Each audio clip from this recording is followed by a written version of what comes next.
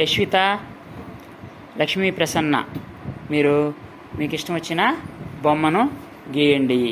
మీ ఇష్టం వచ్చిందంటే పలక కానీ పుస్తకం కానీ అలా, ఓకేనా?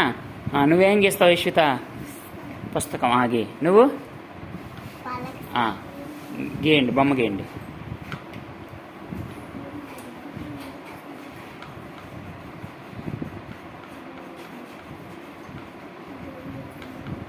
Very good. పలక గీసేసింది లక్ష్మీ ప్రసన్న. పుస్తకం గీసింది యశ్విత. ఓకే, దాని గురించి చెప్పు. పుస్తకం వల్ల ఏం లాభం మనకు?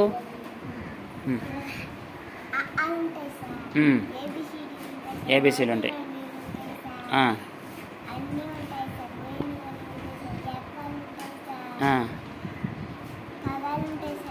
పదాలు, ఎక్కాలు, ఒకటి అన్నీ ఉంటాయి. అప్పుడు పుస్తకంతో మనం ఏం చేయొచ్చు? చదువుకోవచ్చు. కాబట్టి గుడ్. నువ్వు చెప్పు. బొమ్మలు వేసుకుంటాము, పలక మీద రాస్తాము, ఇంకా పలక మీద పదాలు అవన్నీ రాసుకొని చదువుకోవచ్చు కూడా. అవును కదా? Very good. ఇక్కడ 3 చిన్న చిన్న గ్రూపులు ఉన్నాయి. ఈ గ్రూపుల్లో కొన్ని వస్తువులు ఉన్నాయి. ఓకే, ఇప్పుడు శ్యాము, శివబాలాజీ, తేజ, వీటిని బాగా గమనించండి.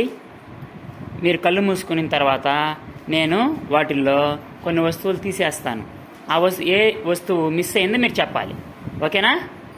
ఓకే, చూసుకోండి ఒకసారి. వస్తువులు చూసుకోండి. చూసుకున్నారా? ఓకే, కళ్ళు మూసుకోండి.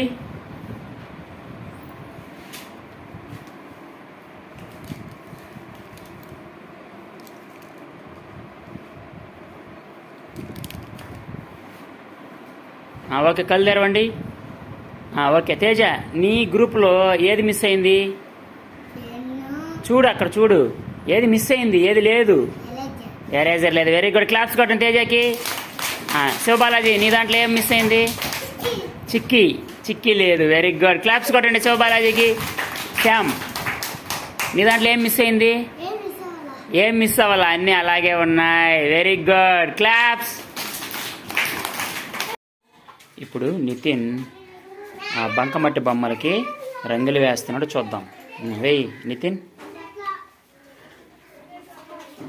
ఆ విధంగా వాటర్ కలర్స్ తీసుకొని రంగులు వేస్తున్నాడు.